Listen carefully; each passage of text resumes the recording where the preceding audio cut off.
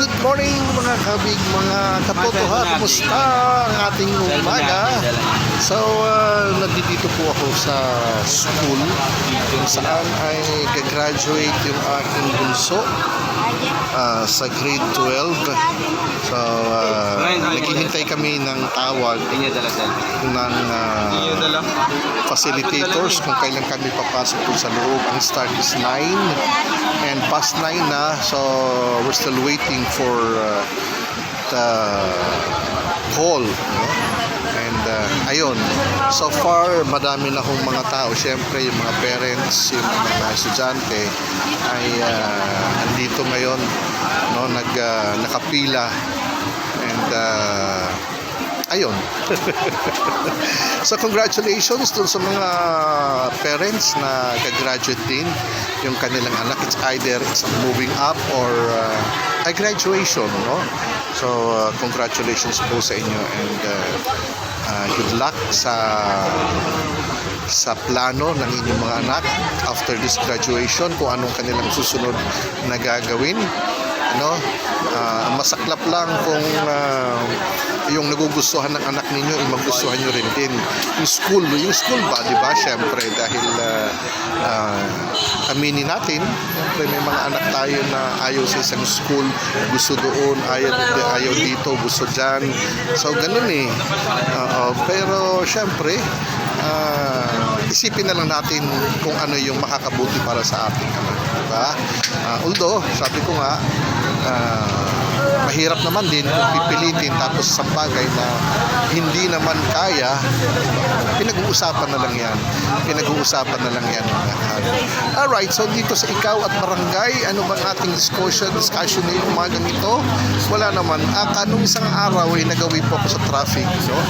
Sa traffic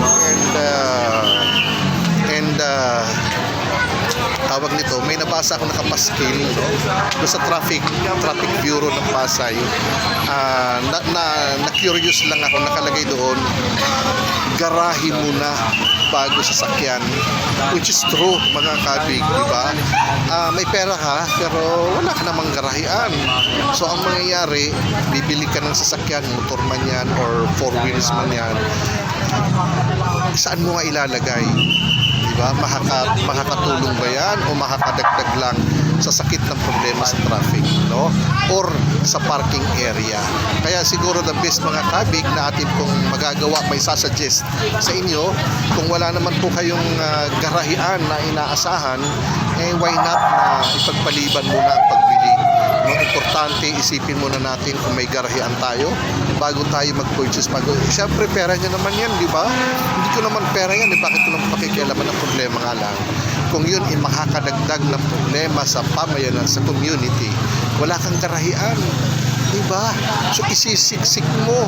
Naku, Diyos ko, ako. Kung makikita mo mga barangay, ang sisikin, ang liliit ng mga eskinita, kabi-kabilaan pa ang mga motor na nakahambalang. Diba? Kaya sinasabi ko nga lagi yan, dapat yung mga may-ari ng mga paupahan disituate na mayroon silang parking area bago magtanggap ng isang border, no? Ng isang tenant na may sasakyan, may motor, kasi saan mo igagarahe yan, diba? Hindi naman po pwedeng dahil mo sa kwarto yan. Okay lang sana kung foldable yung sasakyan mo, yung motor mo. So yun, nakita ko lang yung post na yun doon sa traffic bureau sa Pasay na nakalagay nga doon na garahe muna bago ang sasakyan. Sabihin, siguraduhin mo na may garahean ka, no, bago ka bumili ng sasakyan na magagamit. Well, ako gusto ko may sasakyan dahil siyempre sa hirap ngayon sa traffic, well, depende na rin din, pero syempre ano yun, advantage yun na mayroon kang sasakyan para anytime na gusto mong lumabas, anytime na may pupuntahan ka, malayo man o malapit, makakarating ka. Ang problema nga lang doon, yung garahean.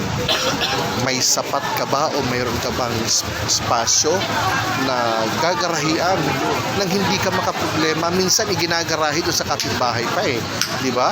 Hindi mo pag-aari pero namimerwisyo ka. So nagdudulot ng hindi maganda, nagdudulot ng away. So remind garahe muna bago bumili ng sasakyan. Tama po ba mga kabig? Alright, so sige po, yun lamang po ang ating pag-uusapan dito sa Ikaw at Barangay kasama sa Barangay Sek Emog. Magandang umaga sa ating lahat. Bye-bye.